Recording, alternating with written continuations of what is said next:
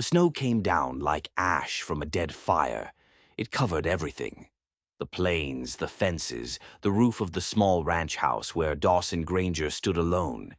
In his arms he held the only thing that mattered anymore, his daughter.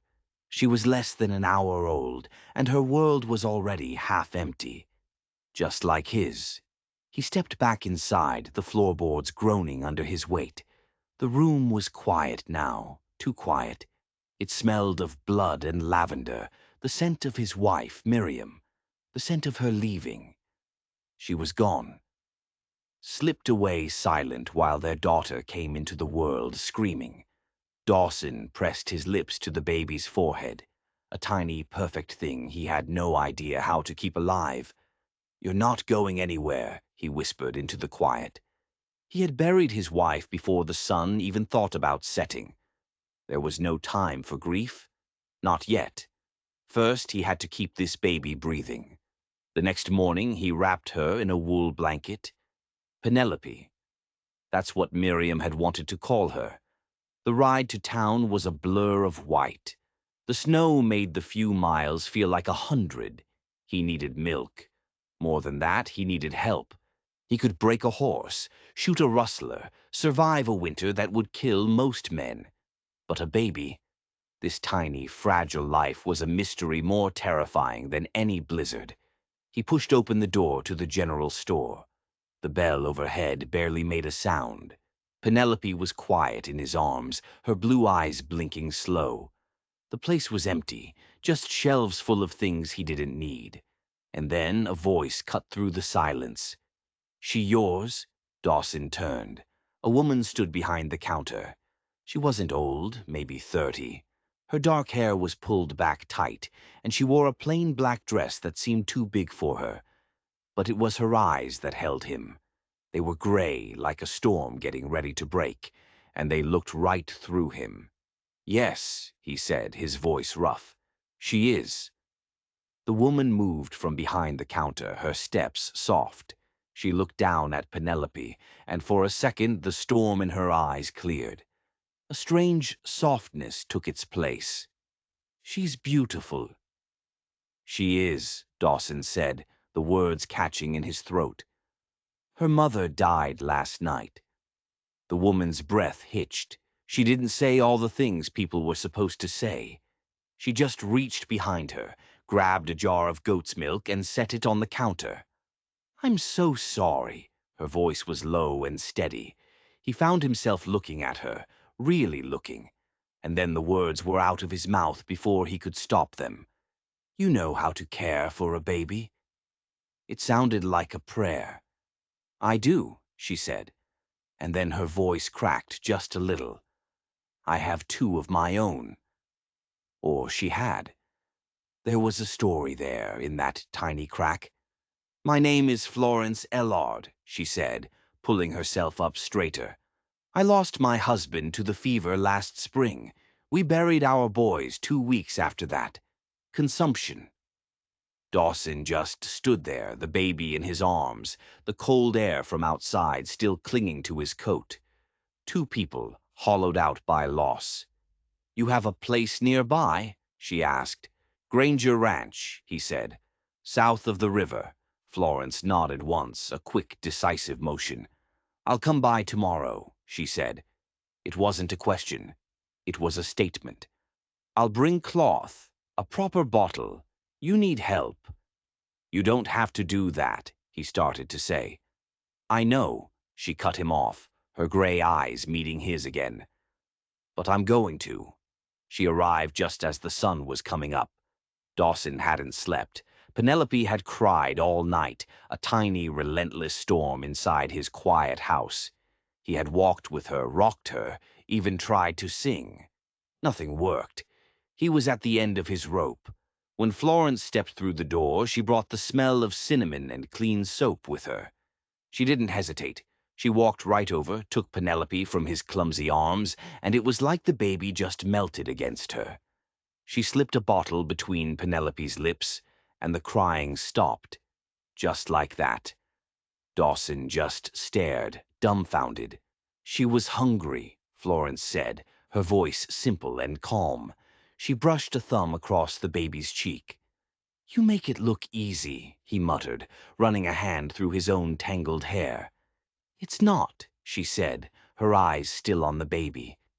"But it gets better." And it did. Florence came back every single day. She brought supplies from town, things Dawson never would have known he needed. She cleaned the house, which had started to feel more like a tomb than a home. She held Penelope while Dawson chopped wood, trying to keep the ranch from collapsing under the weight of his grief. She never once asked for money. She never asked for anything. A week turned into 2. One night they sat on the porch together.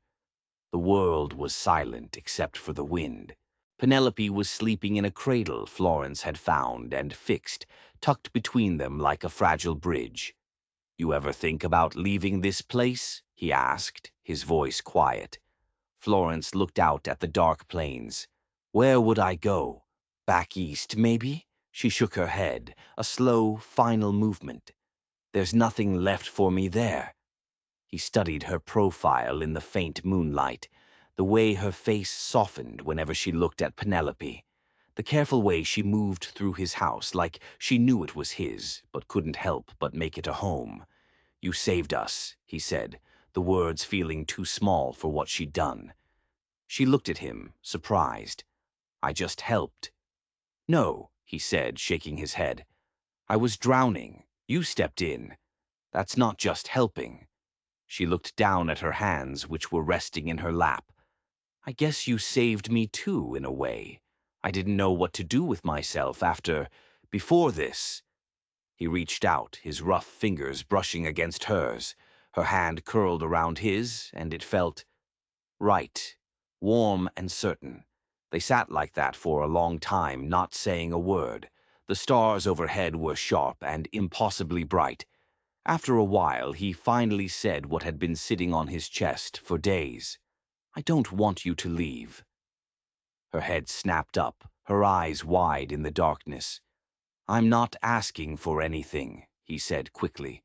"But if there's any part of you that wants to stay—" "I do," she said, cutting him off before he could finish. He blinked.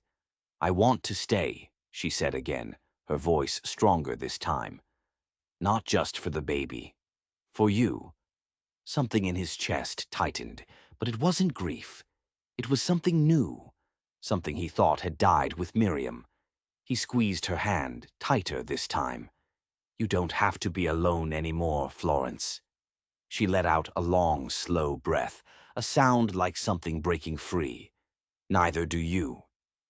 They sat there until the first hint of gray touched the sky. 2 people who thought they had lost everything, finding something in the ruins. And inside, Penelope slept, safe and warm, with the only mother she would ever know. Or so he thought. The house grew warmer, not just from the fire, but from the life inside it. Penelope started to make noises that weren't just crying, small, breathy laughs that would stop Florence in her tracks, a quiet smile spreading across her face. Dawson would hear it from across the room and look up from his work, a feeling he couldn't name stirring in his chest. Life settled into a rhythm, a routine. Florence would care for Penelope, her hands always gentle, always sure. Dawson would work the ranch, his mind slowly coming back to the land, to the future. It felt normal. It felt good, almost too good. One afternoon, Florence was sitting by the fire, humming. She was mending one of Penelope's blankets, her fingers moving in a steady, practiced rhythm. Dawson was cleaning his rifle by the window, half listening. But then the tune she was humming snagged in his ear. It was a strange little melody, one he hadn't heard in years, not since his own mother used to hum it to him when he was a boy. Miriam had never heard it. He was sure of it. So where had Florence learned it? He tried to brush it off. A coincidence? Just an old folk song, maybe. But the question stuck in his mind like a burr. He started watching her more closely, listening. He noticed little things. The way she knew exactly where Miriam had kept the spare linens, without ever asking. The way she'd sometimes look at the old rocking chair by the hearth, Miriam's chair, with a sad, knowing look in her eyes. It was more than just a woman settling into a new home. It felt like she was remembering an old one. The feeling wouldn't leave him alone. A few weeks later, he rode into town for supplies. He tied his horse outside the general store and saw Florence's name on a parcel waiting at the post office next door. He knew the postmaster, a man named Silas, who knew everyone's business. On a whim, Dawson pushed open the door. "Morning, Silas," he said, leaning against the counter. "Dawson," the man nodded. "Good to see you out. How's that little one of yours?" "Growing fast," Dawson said. He tried to make his voice casual. "Say, Silas, that woman helping me out, Florence Ellard, you happen to know anything about her family? She mentioned losing her husband and boys to the fever last year." Silas pursed his lips, his brow furrowed in thought. He sorted through a stack of letters, his movements slow and deliberate. "Ellard, you say? Can't say I know the name. We had the fever pass through, sure. Took old man Hemlock and one of the Miller boys. But a whole family, a man and 2 sons? No, sir. I'd remember something like that. A tragedy like that, folks would still be talking about it." Dawson's blood went cold. He felt the floor drop out from under him. He managed a stiff nod. "Right. Must have misheard her." He turned and walked out of the post office, the bell jingling mockingly behind him. He stood on the wooden sidewalk, the noise of the town fading into a dull roar in his ears. She had lied. The whole story. The husband, the boys, the shared grief that had brought them together. It was all a lie. The only question was, why? The ride home was long. Every turn of the horse's hooves hammered the same word into his head. Lie, lie, lie. He stabled the horse, his movements stiff and automatic. He walked into the house.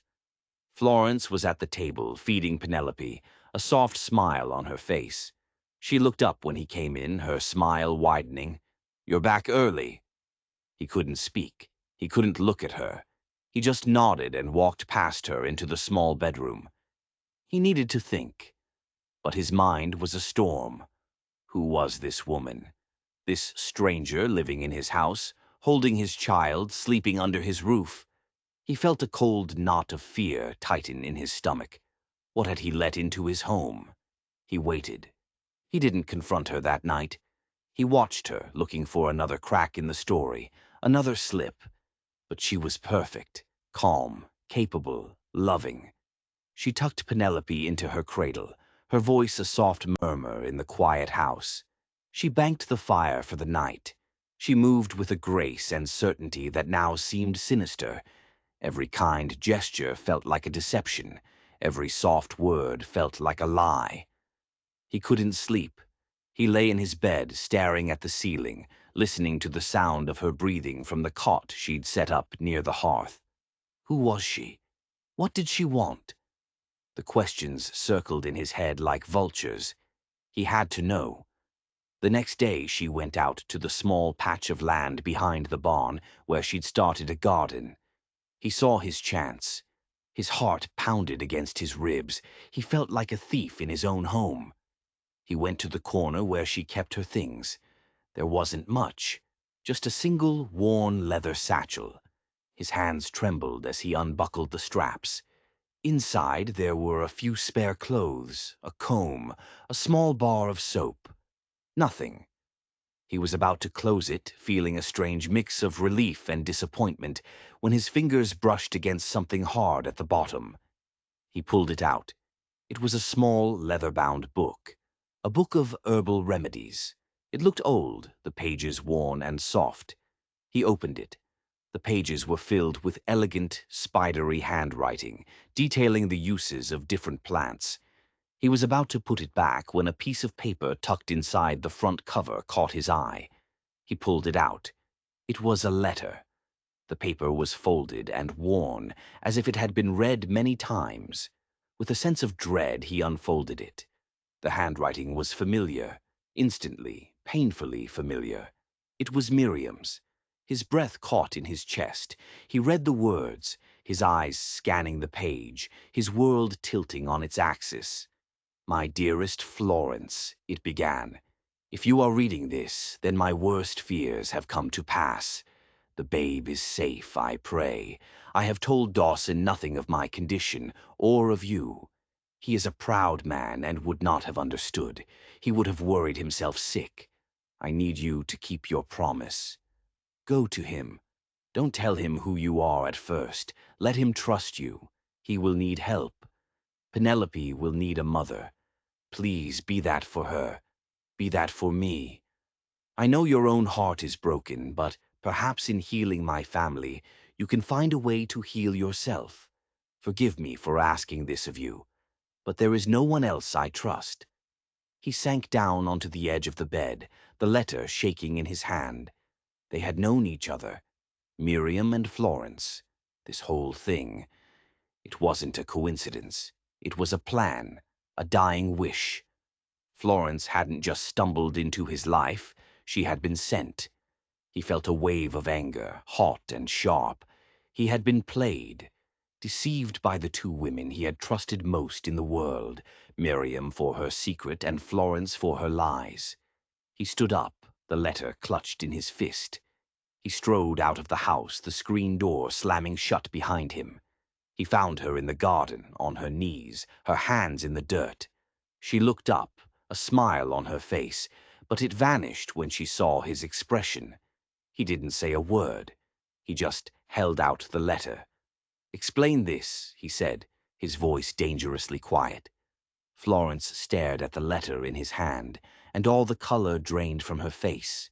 She slowly got to her feet, wiping her dirt-stained hands on her apron. The carefully constructed peace they had built over the last few months shattered into a million pieces. The air between them crackled with tension. "Dawson," she began, her voice barely a whisper. "Don't," he cut her off, his voice hard as stone. "Don't say my name. Just tell me the truth, for once." She looked down at the ground, then back up at him, her gray eyes filled with a storm of emotions he couldn't read. "Yes," she said, her voice stronger now. "I knew her. I knew Miriam." The admission hung in the air, heavy and suffocating.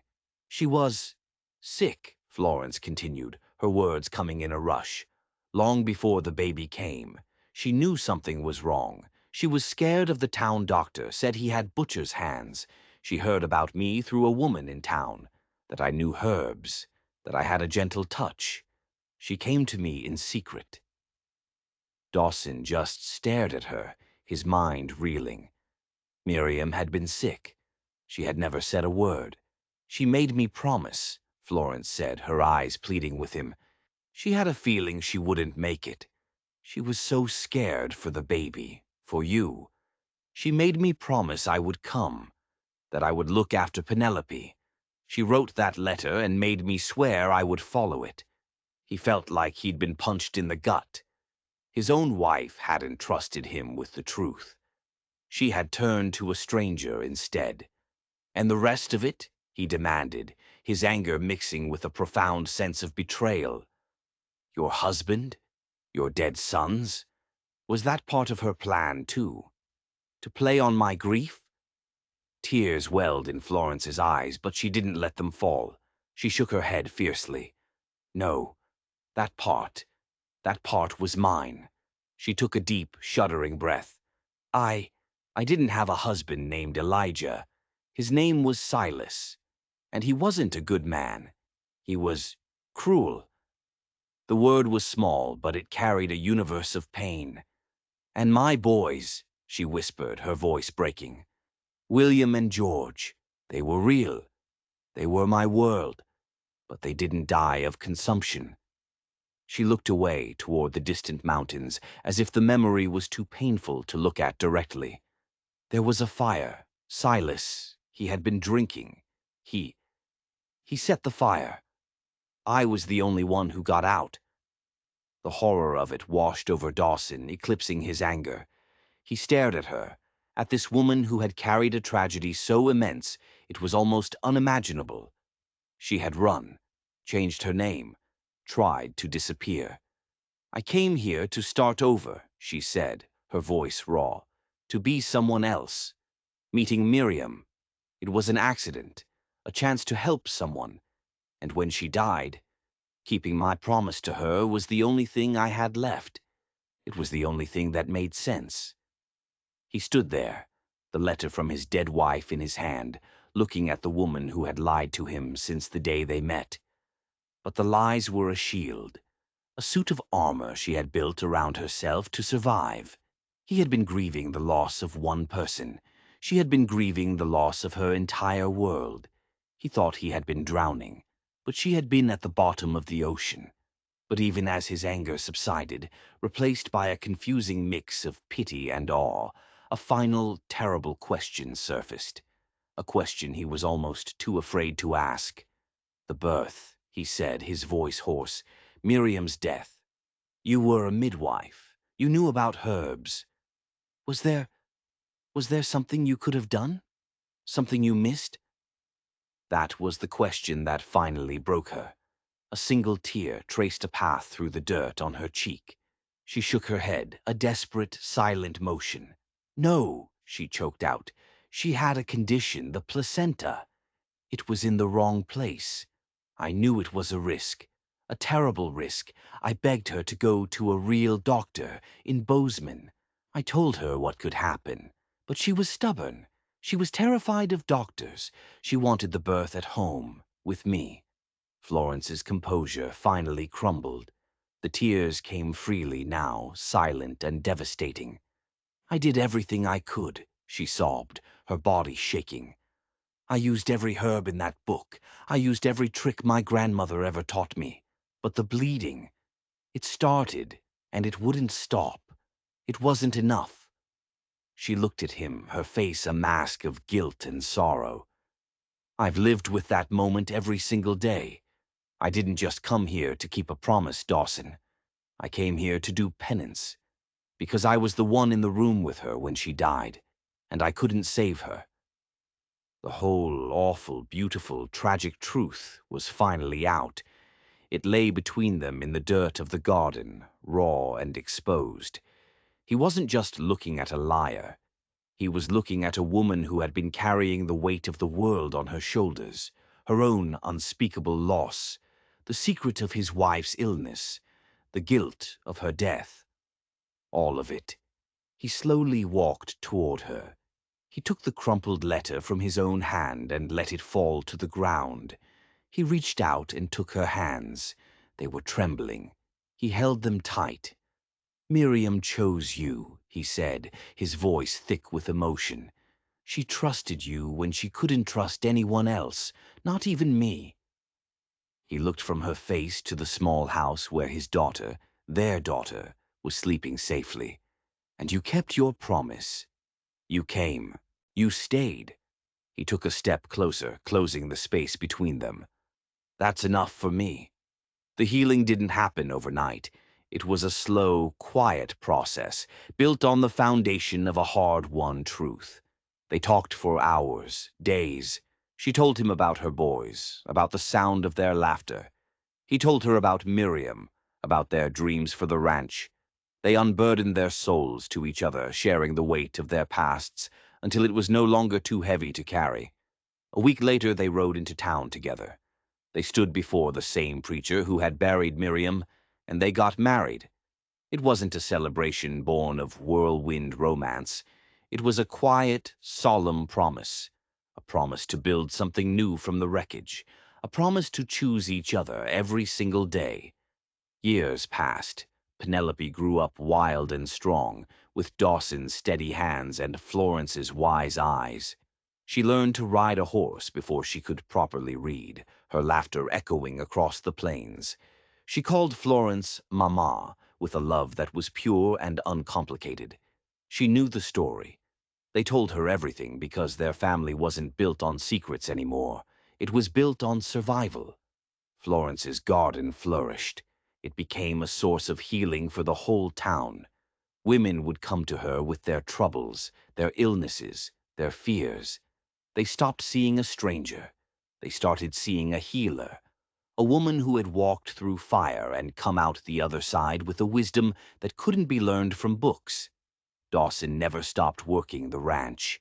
He still rose before the sun and came home with his hands calloused and his shoulders aching.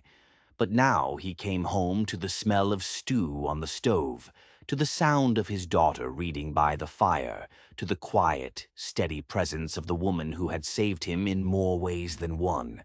Their love wasn't loud or flashy. It was in the small, everyday things. The way he'd whittle a new toy for Penelope, the way she'd leave a hot cup of coffee for him on the porch rail in the morning. They built a life that was far richer and more beautiful than either of them could have imagined in the depths of their sorrow. It was a life forged in loss, built on lies, and finally, redeemed by truth. They had found each other in the dark, and together they had found their way back to the light. Sometimes the family you build is stronger than the one you lose. They are a testament to the fact that even after the most devastating storms, something beautiful can still grow.